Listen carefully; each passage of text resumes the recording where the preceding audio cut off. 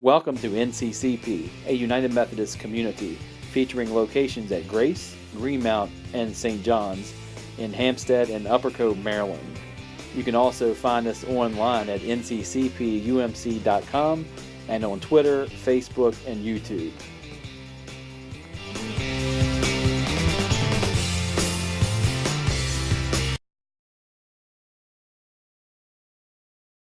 Thanks, Cindy and the choir and everyone that had a hand in that. Hopefully, I told you that something in that cantata would speak to you today, and hopefully you had that experience. I know that I did, and the song that spoke to me this morning was the Jesus Gift song, and we had Jill was the soloist on that, and I heard the words, shall I bring him emerald and whatever it was, rubies, gold, rubies, whatever, jewels.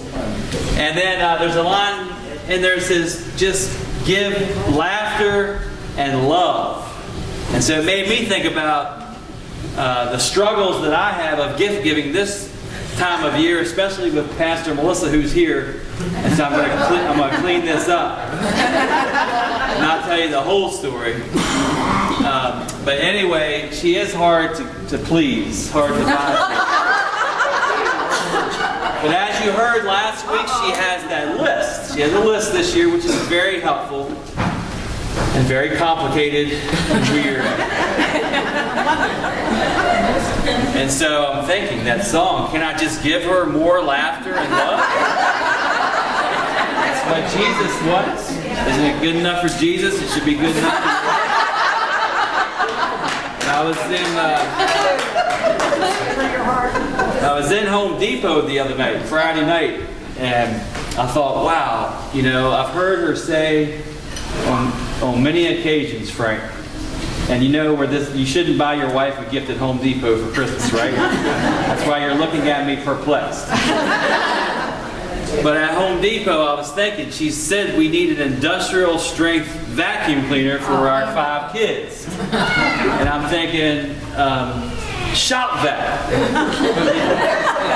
A wonderful gift for my wife. I wrestled with it, and I'm thinking like Frank, I said, nah, it's probably not a good idea. I said, but then I can get something really nice and put inside the shop vac. Like a diamond ring or ruby. So, my luck, one of the kids would flip it on, and so I decided against it.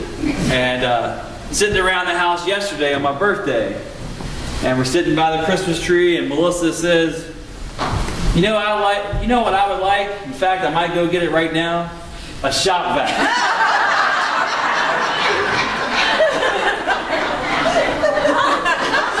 Can't make this stuff up. And that's why us men in here, we're always perplexed about what kind of gift we should bring. Couldn't it just be as simple as laughter and love? Well, God says yes. The simple gift is what we're looking for. These beautiful poinsettias, you have an insert in your bulletin about the dedications of the poinsettias for this year. And there's this great legend that goes with the poinsettias from Mexico, which is where the poinsettia came from. But there was this little girl, Pepita, and Pedro, her cousin or brother, whatever. They're walking along to Christmas Mass on Christmas Eve. And the manger scene there was a tradition that you would bring a gift from your family and lay it in the manger scene. Well, Pepita and Pedro, they were poor. And they didn't have any gift to offer, let alone a good gift, emeralds or gold or whatever they were looking for. And so Pepita was very sad on the way to the manger. And Pedro picked up on this and said, Pepita, cheer up. We don't have to have anything fancy to bring to God on this most holy night. We're bringing ourselves, and that's what matters. But Pepita was insistent on bringing something and not going empty-handed. Like when you're going to your mother-in-law's house for a Christmas Eve party, you want to have a nice gift, right? Even if she doesn't deserve it. But anyway,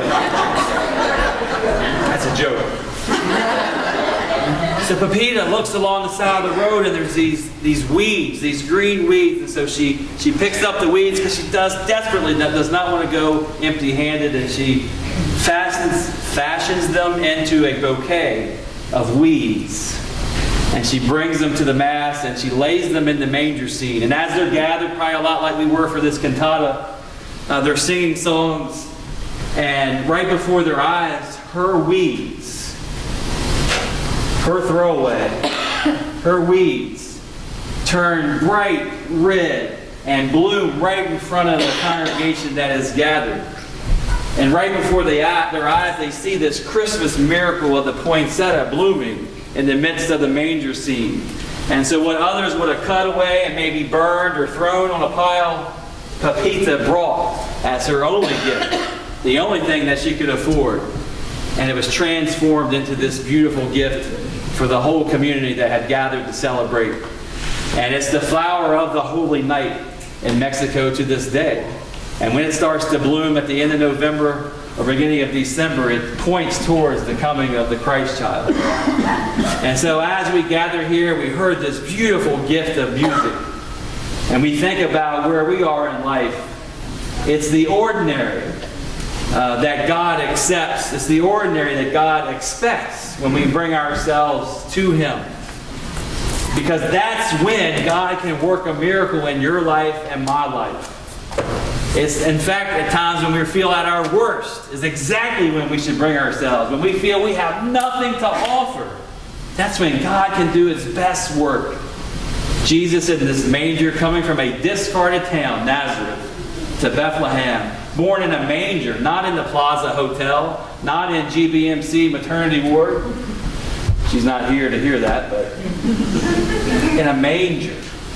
Pointing towards all the miracles of transformation. This poinsettia that we've brought to the altar today reminds us that God's in the transformation business, and from day one, Jesus the Christ is the one that comes into our lives to transform even ordinary people like you and I.